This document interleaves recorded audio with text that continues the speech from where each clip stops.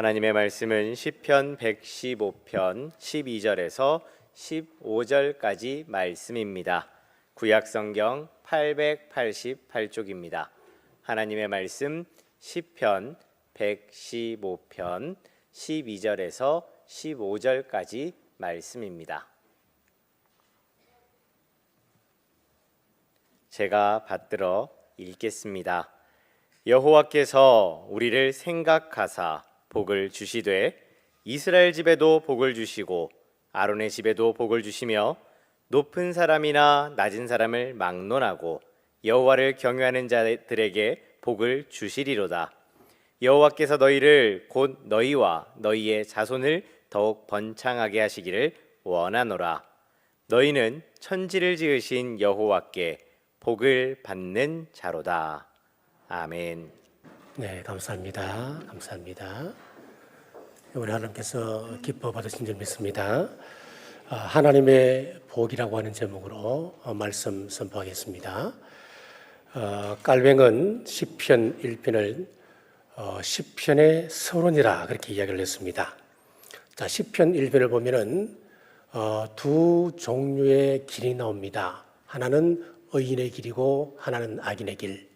그리고 복 있는 삶과 복 없는 삶을 비교 분석하고 있습니다. 자, 시편은 5권으로 구성되어 있는데 모세 오경을 기초로 기록된 시입니다. 자, 1권은 창세기, 2권은 출애굽기, 3권은 레위기, 4권은 민수기, 5권은 신명기에 기초하여 기록을 하고 있습니다. 그 모든 내용은 신앙의 기초를 말합니다. 시편의 시작인 시편 1편 1절을 보십시오. 복 있는 사람은 악인의 꾀를 따르지 아니하며 시편의 첫 마디가 복으로 시작하고 있습니다. 그러니까 시편 전체의 주제는 복 있는 삶을 살아라, 그런 뜻을 전하고 있는 거예요. 성경적 의미에서 복이라고 하는 것은 사람의 힘으로 얻는 그런 복이 아닙니다. 초자연적인 하나님의 은혜를 이야기합니다. 복이라고 하는 것은 내가 만드는 것이 아닙니다. 내 감정에 의해서 생각되어지는 것, 그것 또한 복이 아닙니다. 하나님께서 주시는 실제적인 은총이에요. 이거는 추상적인 개념이 아닙니다. 이 복이라고 하는 것은 반드시 우리 실생활에 나타나게끔 하는 실제적인 것이라고 하는 거예요. 그러면은 성경에서 말씀하고 있는 복은 구체적으로 어떤 것이 있느냐? 대표적인 몇 가지를 살펴보면은 창세기 22장 17절에 보면 내가 내게 큰 복을 주고 내 씨가 크게 번성하여 하늘의 별과 같고 바닷가의 모래와 같게 하리니, 하나님께서 복을 주시는데 자녀의 복을 주신다 말씀하고 있습니다. 시편 132편 5절에서는 내가 이성의 식료품에 충족히 복을 주고 떡으로 그 빈민을 만족하게 하리로다, 양식의 복을 주신다 그랬습니다. 그리고 신명기 28장 5절에 보면 내 강주리와 떡반죽 그릇이 복을 받을 것이며 삶 전반에 하나님께서 복을 허락해 주신다. 자, 성경은 하나님의 사람들에게 복을 가르칩니다. 복이라고 하는 것은 신앙의 조건이 아닙니다. 복이라고 하는 것은 신앙의 결과입니다. 복을 받기 위해서 우리가 믿는 것이 아닙니다. 이 복이라고 하는 것은 믿음의 결과로 우리에게 주어지는 것입니다. 서론에서 말씀드렸다시피 시편 제5권은 신명기에 기초하고 있다고 그랬습니다. 신명기를 자세하게 읽어보면 수많은 복이 나열되어 있습니다. 오늘 말씀에도 보니까 이스라엘 집에, 아론의 집에 높은 사람, 낮은 사람 막론하고 하나님께서 복을 주신다. 이것은 영원한 복입니다. 자, 그럼 하나님께서 주시는 복은 어떻게 누릴 수가 있을까요? 첫째는 여호와를 경외해야 누릴 수가 있습니다. 13절 말씀입니다. 높은 사람이나 낮은 사람을 막론하고 여호와를 경외하는 자들에게 복을 주시리로다. 하나님께서는 높은 사람, 낮은 사람 없습니다. 하나님 앞에서는 모든 사람이 동등하고 하나님은 모든 사람에게 동일하게 복을 주시길 원하는 공평하신 하나님이십니다. 그러나 조건이 있습니다. 그 조건이라고 하는 것은, 이 복이라고 하는 것은 하나님을 경외할 때에 주어지는 복이다 그랬습니다. 경외함의 뜻이 무엇입니까? 두려워할 줄 아는 것을 말합니다. 두렵고 떨림으로 하나님을 높이는 마음이 경외심입니다. 거룩하신 하나님께 감히 가까이 나아갈 수 없는 존재이지만은 그럼에도 우리를 사랑하사 그 사랑을 믿고 믿음으로 다가가는 그 마음을 믿고 믿음을 믿고 우리가 주님 앞에 나아가는 것입니다. 이것이 바로 경외입니다. 출애굽기에 모세를 도우기 위해서 중간 지도자를 세우게 됩니다. 1000부장, 100부장, 50부장, 10부장을 세우는데 이 사람들을 그냥 무작정 세운 것이 아니었습니다. 철저한 기준을 따라서 이 중간 지도자들을 세웠습니다. 그럼 어떤 기준을 세웠느냐? 출애굽기 18장 21절에 보니까 하나님을 두려워하며 진실을 하며 불의한 이익을 미워하는 자라고 말씀하고 있습니다. 자, 여기서 보니까 첫째 기준이 하나님을 두려워하는 자였습니다. 하나님을 경외하는 사람이 중간 지도자로서 세움받는 첫 번째 조건이었습니다. 하나님을 두려워함이 없으면 지도자로서 자격이 없습니다. 혹 세움받는다 해도 서임받지는 못합니다. 엘리의 제사장 아들들 가운데 홈리와 비느하스를 보십시오. 블레셋과 전쟁할 때에 그들이 하나님의 임재가 있는 법궤를 가지고 전쟁터 나가게 되었습니다. 전쟁터의 법궤를 왜 가지고 나갔겠습니까?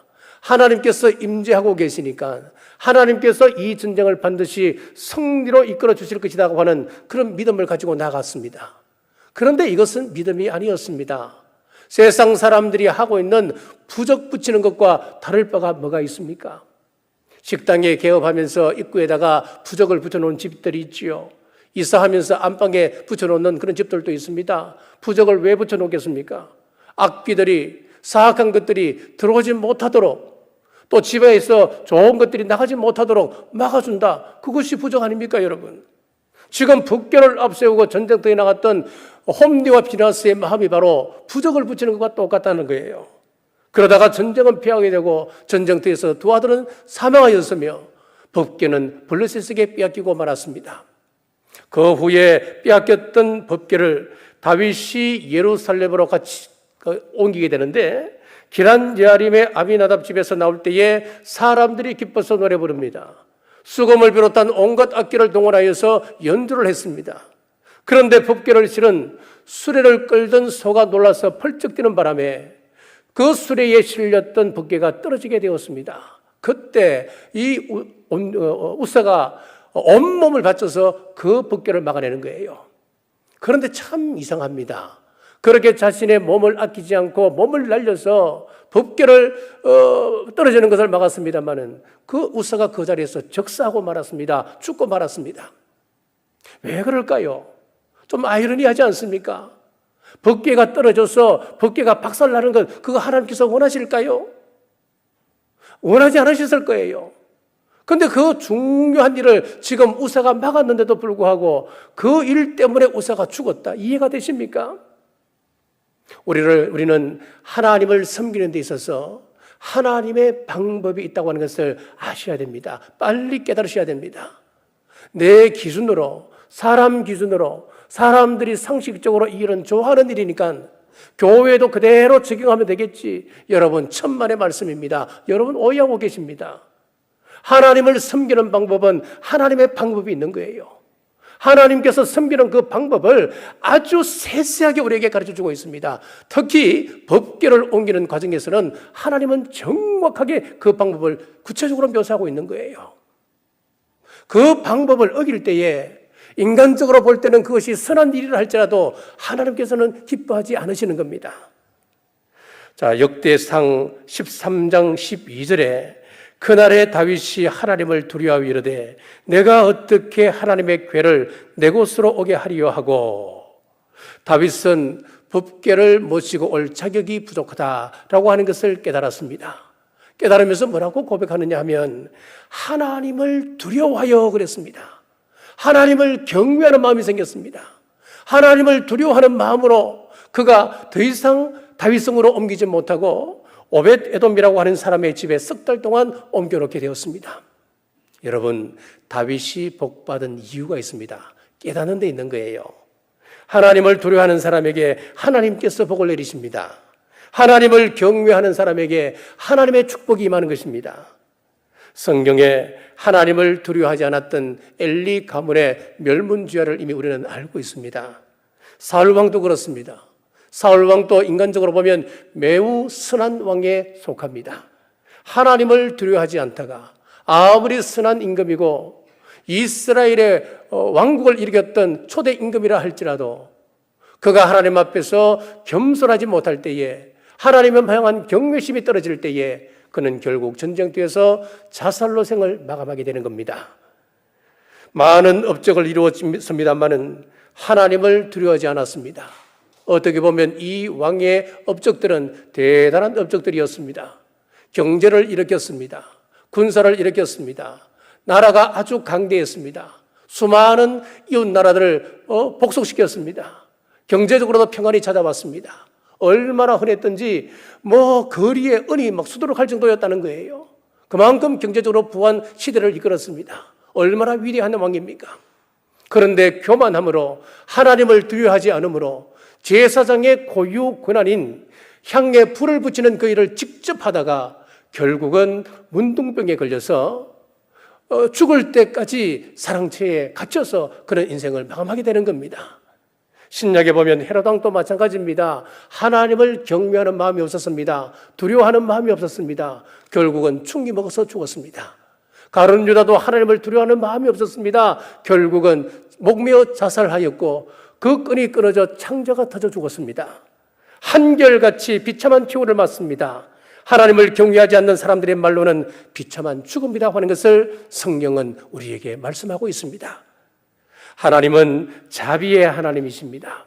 하지만 동시에 두려움의 하나님이시기도 합니다. 성경은 하나님을 두려워하지 않는 자들에게는 3, 4대까지 그 죄를 갚으신다. 참 무서운 하나님이십니다. 인간은 자신이 두려워하는 걸 섬긴다라고 하는 말이 있습니다.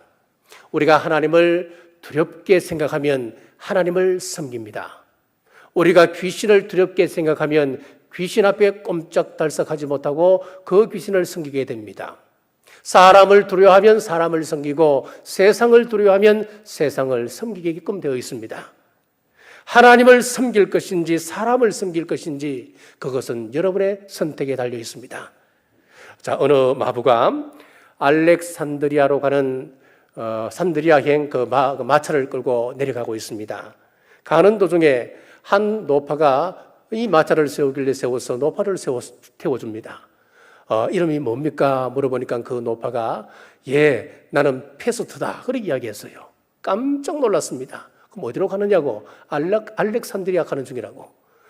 자, 그래서 이 페스트라고 하는 이야기를 들은 이 마부가 깜짝 놀라서 아니 그것은 역병인데 만약에 알렉산드리아에 당신이 가게 되면 알렉산드리아 사람들이 페스트에 걸려서 역병에 걸려서 죽을 것인데 당장 내리라고 호통을 쳤습니다. 그랬더니만 이 노파가 그냥 애걸 복구를 하는 거예요. 나는 반드시 알렉산드리아에 가야 되니까 태워만 주라고. 그러면서 이제 약속을 합니다. 만약에 내가 알렉산드리아에 가서 딱 3사람을 죽이겠다. 만약에 3사람을 내 손으로 죽이고 그 이상이 되면 칼을 딱 주면서 이 칼로 나를 죽여도 좋다. 그렇게 약속을 했습니다. 알렉산드리아에 도착하니까 이 페스트라고 하는 노파는 바람처럼 사라졌습니다. 그 이후로부터 이 알렉산드리아에는 비명소리가 들리기 시작합니다. 여기저기에 수만의 사람이 죽어가기 시작했습니다. 이 마부는 화가 났습니다. 분명히 나하고 3명만 죽이기로 약속했는데 3명이 아니라 수만이 죽어가니까 약속을 어긴 것 아니겠습니까? 분노가 일어났습니다. 그래서 그 노파를 찾아서 죽여야지 하고 노파를 찾는데 마침 성읍 위에 그 노파가 서 있는 것이었습니다. 노파를 찾아서 죽이려 했습니다. 그때 노파가 하는 이야기가 나는 당신과 약속대로 딱 3사람만 죽였을 뿐이다. 나머지 사람들은 내가 죽인 것이 아니고 페스트라고 하는 그 이야기를 듣고 공포심에 사로잡혀 스스로 죽은 것이다 라고 이야기를 했습니다. 여러분 14세기 유럽의 흑사병이 얼마나 무서웠는 줄 아십니까? 전 유럽 인구의 3분의 1, 2,500만 명이 페스트 흑사병으로 죽어갔습니다. 그래서 이 흑사병, 이 페스트에 걸리면 사람들은 어떻게 했냐면은 무조건 그 사람을 40일 동안 격리를 시켰습니다. 말이 격리지 40일 감금이었습니다. 요즘같이 어려운 혜택을 받는 것도 아니었습니다. 그 안에서 40일 지나고 죽으면 그냥 죽는 거, 화장 불태워버리는 것이고 용케 살아있으면 그냥 사는 거예요. 그럼 대부분의 사람들이 그 격리되면서 다 죽어가는 것입니다. 사람들이 패스트에 걸리면 어떻게 될까요? 나는 죽었구나. 나는 그 감금된 상태에서 시체로 나올 수밖에 없는 것이구나. 그렇게 생각하고 그 공포심에 사람들이 죽어갔다고 하는 거예요.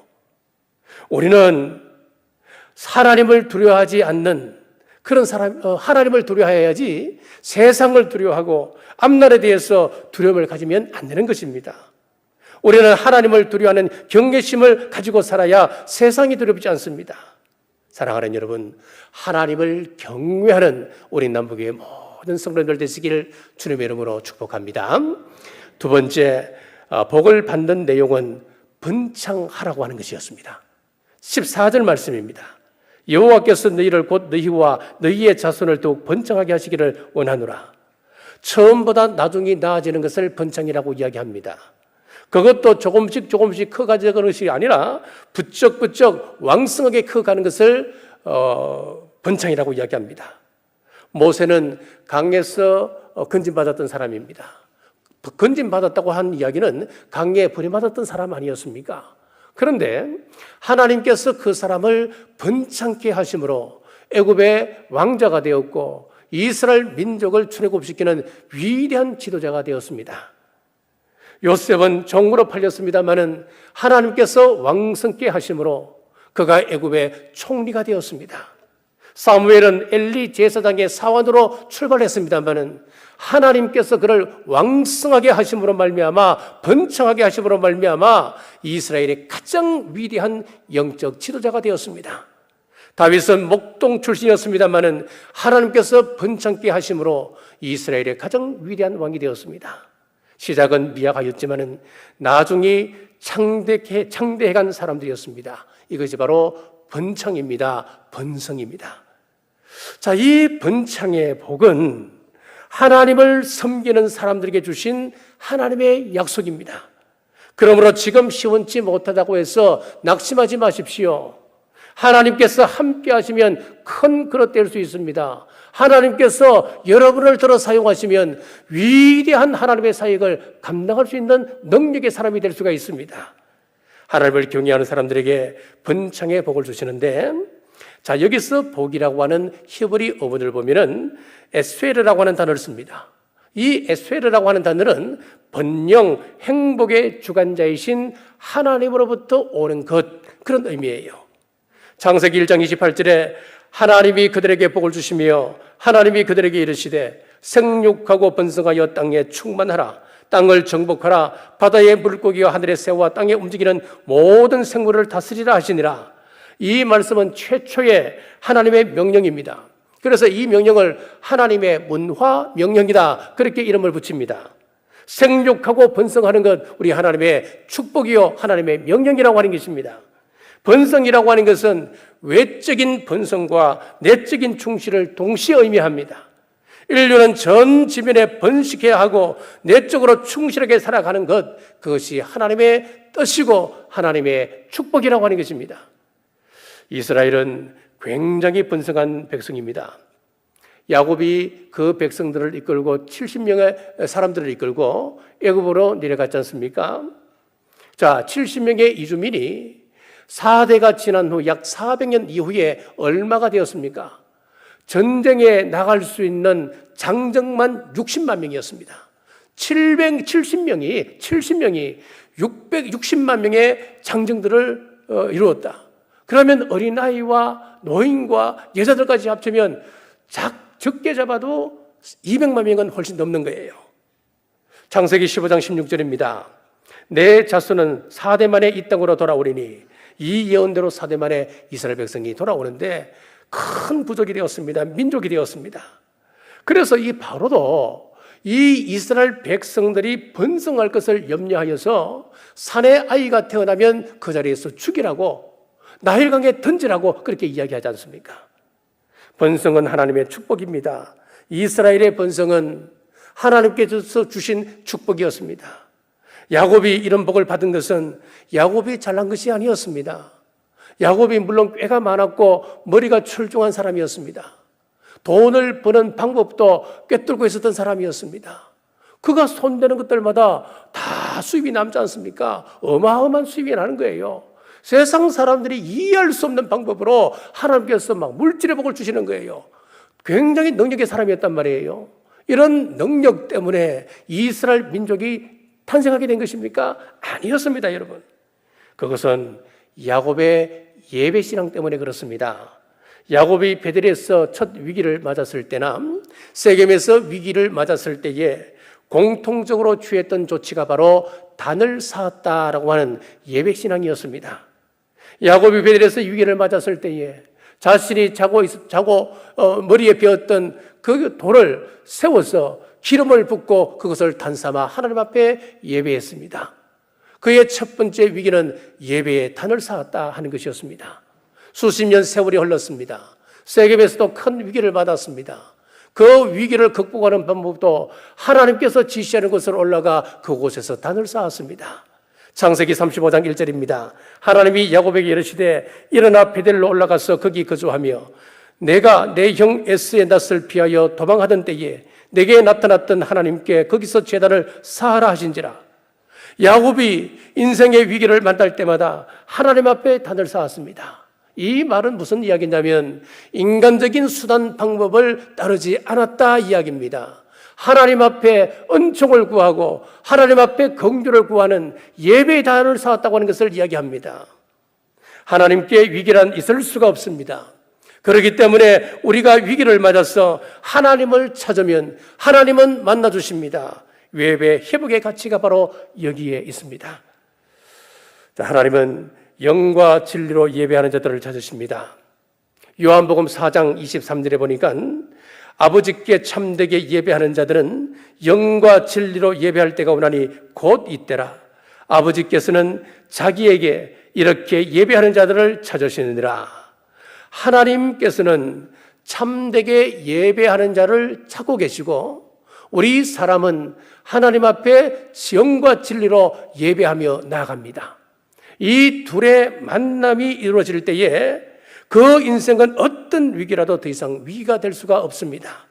사랑하는 여러분, 인생의 위기가 올 때에 다른 것 보지 마시고 하나님 앞에 예배신앙 회복하는 우리 모두 되시길 주님의 이름으로 축복합니다.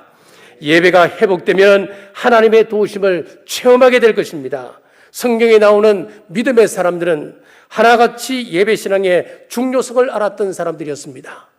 노아가 홍수라고 하는 인류 대심판의 위기를 겪고 난 이후에 하나님 앞에 제단을 쌓음으로 하나님의 놀라운 약속을 그는 받게 되었습니다.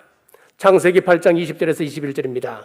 노아가 여호와께 제단을 쌓고 모든 정결한 짐승과 모든 정결한 새 중에서 제물을 취하여 번제로 제단에 드렸더니 여호와께서 그 향기를 받으시고 그 중심에 이르시되 내가 다시는 사람으로 말미암아 땅을 저주하지 아니하리니. 놀라운 약속을 받습니다. 아브라함도 제단을 쌓았습니다. 그의 아들 이삭도 제단을 쌓았습니다. 하나님의 사람 모세도 제단을 쌓았고 다윗도 그 아들 솔로몬도 하나님 앞에 제단을 쌓았습니다. 예배 신앙에 우선했습니다. 누가복음 24장에 예수님께서 성천하신 이후에 그의 제자들이 어떤 삶을 살았습니까? 성전에 모여서 찬미했다 그랬습니다. 하나님 앞에 예배드렸습니다. 교회 예배에 철저해야 하나님의 사람입니다. 교회 예배에 철저해야 제자가 될 수가 있습니다. 이 신앙이 흐릿하면 위기 앞에 속절없이 무너져 버리고 마는 것입니다. 마지막 때 적그리스도가 예배를 피하는 때가 옵니다. 지금은 미리 맛보기라고 저는 생각되어집니다. 지금 우리가 온라인으로 예배하는 것은 그때를 대비시키기 위한 하나님의 방법일 수 있겠다. 그렇다면 이 시점에서 우리가 해야 할 일은 무엇일까? 자, 현장 예배가 앞으로 본격적으로 폐쇄가 된다면 우리는 하나님께서 주신 이 기회를 잘 선정하고 잘 준비해야 됩니다. 온라인으로 할 수 있는 모든 방법을 새롭게 개발해야 됩니다. 지금 전도가 대면 예배가 거의 불가능합니다. 그래서 메신저에서 우리가 그 유튜브를 준비해서 지금 전도하고 있는데 어제 큰 문자가 왔습니다. 이동우 지사님부터 문자가 오기를 우리가 단일 순수 복음 유튜브로 1,200명을 돌파했다. 이것은 기적 같은 일입니다. 10개월 정도 만에 이러한 일이 일어났던 것은 기적입니다. 그리고 지금 미국에서 많은 사람들이 이것을 교재로 사용할 정도로 지금 좋은 소식이 들려오고 있습니다. 여러 가지 이야기를 적어서 보냈었어요. 지금 우리가 조금 식어져 있습니다만은 지금 다른 지역에서는 굉장히 이것이 활성화되고 있습니다. 어떤 지역에서는 부목사님들 모임대에서 이것을 텍스트로 삼는다는 얘기도 듣습니다. 알게 모르게 많은 사람들이 이것에 선한 도전을 받고 그들도 이러한 유형의 어떤 전도 방법을 컨텐츠를 개발해야 된다. 공감대를 지금 형성해 가고 있습니다. 우리는 하나님 주신 기회를 선용해야 됩니다. 이 기회를 우리가 선용하지 못하면 우리는 뒤처질 수밖에 없고 사탄의 전술 앞에 무너질 수밖에 없습니다. 참 감사한 것은 우리가 이런 팬데믹을 전 세계적인 팬데믹을 맞으면서 우리 주위의 눈을 좀 더 돌리게 되었습니다. 우리 교회는. 그래서 주위에 힘든 교회들, 정말 교회가 힘들어서 방수도 안 되고 비가 오면 비가 새는 그런 교회들 찾게 되었고 또 그런 교회들 찾아가면서 조금이나마 우리 교회가 사랑을 전하고 자 이런 일들이 지금 우리 교회에서 일어나고 있습니다. 또 아이들, 우리 주위에 있는 아이들, 정말 힘든 아이들, 공부를 해야 되고 머리는 있는데 안 되는 아이들, 자 그런 아이들 잘 소개받아서 지금 장학금 전달하고 있습니다. 자 이런 일들이 좋은 소문들이 흘러 퍼지게 되면 우리 남부교회는 이 코로나 이후에 정말 이 지역사회에서 소중한 교회로 그 사람들에게 기억에 남게 될 것이다. 저는 믿습니다. 여러분은 어떤 위기를 만났습니까? 생명의 위협을 받을 정도의 큰 위기입니까? 인생 최악의 위기입니까? 그것은 작은 위기건 그것이 큰 위기건 위기의 본질과 해결책은 똑같습니다. 우리의 예배를 회복할 때에 위기는 극복되어지고 영육이 번창하시길 주님의 이름으로 축복합니다. 셋째, 자손이 번창합니다. 14절 하반절입니다. 너희의 자손을 더욱 번창하게 하시기를 원하노라. 자녀들에게 무엇을 물려주길 원하십니까? 요즘같이 힘든 이 시기에는 많은 재산을 자녀들에게 남겨주는 것 큰 힘이 되고 좋은 방법일 수 있습니다. 하지만 가장 귀한 유산은 세상을 바르게 사는 법, 믿음을 심어주는 것입니다. 유대인의 격언서 탈무드에 보면은 자녀에게 물고기를 잡아서 주면 하루를 살 수 있지만은 물고기를 잡는 방법을 가르쳐주면 평생을 산다라고 하는 말이 있습니다. 물질을 주면 그것을 소비하며 살 것입니다. 그러나 복의 근원이신 하나님을 믿고 그 축복의 원리를 가르쳐주면 그것으로 평생 축복 가운데 살게 될 것입니다. 그러므로 바른 믿음을 우리 자녀들에게 물려주는 것이 그것이 진정한 복입니다. 미국의 호텔왕 힐튼의 이야기입니다. 힐튼은 전 세계 50개국에 약 500개의 체인점을 가지고 있습니다. 우리 경주에도 힐튼 호텔이 있지 않습니까? 자, 이 힐튼은 가난한 행상인의 아들로 태어났습니다. 늘 부모를 따라 유랑 생활을 하며 어린 시절을 보내었습니다. 늘 떠돌아다니면서 길에서 자고 마차에서 자고 그러다 보니까 어릴 적 소원이 안락한 잠자리였습니다. 우리 집 안에서 비바람 불지 않는 곳에서 어떻게 하면 안락하게 하루를 보낼 수 있을까? 그게 소원이었다는 거예요. 그는 그래서 작은 벽돌집을 개조해서 호텔을 시작하는데 그것이 바로 힐튼 호텔의 시작입니다. 그는 성공한 기업인이 된 이후에 그는 이런 고백을 했습니다. 내 배후에는 어머니의 위대한 믿음의 교육이 있었습니다. 어머니는 늘 저에게 너는 늘 예수님과 동행하여라. 예수님과 동행하면은 네게 어떤 일이 닥친다 할지라도 이를 극복할 수 있는 힘과 용기를 갖게 될 것이다. 라고 어릴 때부터 쭉 말씀을 하셨습니다. 그런데 그 당시에는 이게 자기 말로 다가오지 않는 거예요. 지나가는 어머니 말씀으로만 생각했습니다. 이해도 잘 되지 않았습니다. 그런데 인생을 살면 살수록 위기가 겹치면 겹칠수록 어머니의 말씀은 제게 결정적인 힘이 되었습니다. 어머니의 믿음 교육이 나를 지금의 나로 만들었습니다. 라고 고백했습니다. 그렇습니다. 내 생각보다 하나님의 생각을 가르쳐야 합니다. 신앙 교육시키면 시대에 뒤떨어진다. 요즘 같은 시대에 신앙 이야기하면 학교에서 사회에서 어떻게 살아가라고, 신앙 교육시키고 신앙대로 살아가라면 사회 부적응자 된다? 여러분, 이게 대세 아닙니까? 그런데 오히려 그 반대입니다. 신앙 교육은 진정한 성공자로 길러내옵니다. 이것이 오늘 하나님의 약속입니다. 오늘 말씀에도 믿음에 굳게 서면 너희 자손을 더욱 번창케 하리라 약속을 주고 계십니다. 요한삼서 1장 2절에 보면 사랑하는 자여 내 영혼이 잘된 같이 내가 범사에 잘되고 강건하기를 내가 강구하노라. 하나님과의 관계가 형통되어질 때에 인간 관계의 형통이 일어나고 영혼이 형통할 때 우리의 육신의 일도 형통하게 된다는 겁니다. 사랑하는 여러분, 우리 자녀들에게 말씀을 심고 믿음을 심어서 우리 자녀들이 번창게 되기를 주님의 이름으로 축복합니다. 말씀을 뵙겠습니다. 하나님의 복은 하나님을 가까이 하는 것입니다. 시편 73편 28절에 하나님께 가까이 함이 내게 복이라. 내가 주 여호와를 나의 피난처로 삼아 주의 모든 행적을 전파하리이다. 하나님을 가까이 하는 것이 내게 복이다. 하나님을 가까이 할 때에 하나님께서 나를 높여주신다, 그 말씀입니다. 미국의 오페라계에 힐리니 할버튼이라고 하는 유명한 가수가 있었습니다. 하루는 이 할버튼 집에 자기 아들이 친구를 데리고 왔어요. 친구를 데리고 와서 거실에서 놀고 있길래 이 할버튼은 이제 서재에 들어가서 있게 되는데 밖에서 우연하게 아이들 대화를 듣게 되었습니다. 그 자기 아들 친구가 자기 아들에게 이렇게 자랑하는 거예요. 야, 누구야? 우리 아버지는 여기 시장님을 잘 알아. 시장님과 굉장히 가까워. 그러면서 아주 뿌듯해하면서 자랑하는 거예요. 그랬더니 이 할버튼 아들이 하는 이야기가, 야, 우리 아버지는 있잖아, 하나님을 잘 알아. 하나님과 굉장히 가까운 분이야. 그렇게 이야기하다는 거예요. 아들의 이 이야기를 서재에서 엿들었던 이 아버지는 눈물이 흐르기 시작합니다. 걷잡을 수 없습니다. 그래서 서재에서 실컷 울었다고 하는 그런 이야기가 전해져요. 여러분, 우리 아버지는 하나님과 가까워. 우리 어머니는 하나님과 가까워. 내 남편은, 내 아내는 하나님과 가까워. 여러분, 이런 평가를 가까운 사람들에게 드려야 되지 않겠습니까? 여러분들은 하나님과 얼마나 가까우신가요? 하나님을 경외함으로 하나님과 가까운 우리 남북의 모든 성도님들 되어서 자손만대 믿음의 번창이 여러분 가문에 있으시기를 주님의 이름으로 축복합니다. 기도하겠습니다. 하나님, 은혜를 감사합니다.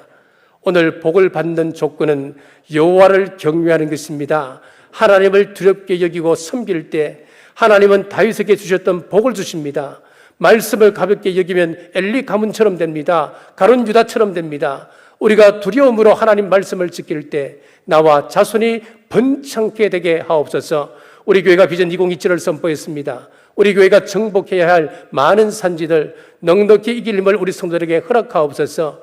포스트 코로나 시대를 대비하며 메신저 뉴스를 우리 교회가 시작했습니다. 이 도구를 잘 활용하여 복음의 문이 닫히기 전에 힘써 전하여 진리의 빛으로 세상의 희망의 도구로 쓰임받게 하옵소서. 코로나19로부터 이 땅을 지켜주옵소서. 주님 지키시면 안전할 수 있습니다. 이 모든 일은 하나님의 섭림을 믿기에 이 일로 더욱 하나님을 가까이 하며 주님 재림신앙 분명히 하여 다시 오실 주님을 준비하며 기다리는 저희들 되게 하옵소서. 원치 않는 질병으로 고통 가운데 있는 환우들이 있습니다. 주님 치료의 광선으로 깨끗하게 치유하시고 그 가정에 평안을 주옵소서. 아프가니스탄 아픔을 기억하시고 더 이상 희생자가 발생하지 않도록 지켜주셔서 주님 오시는, 주님 원하시는 평화가 그 땅에 이루어지게 하여 주옵소서. 다시 오실 예수님 이름으로 간절히 기도드리옵나이다. 아멘.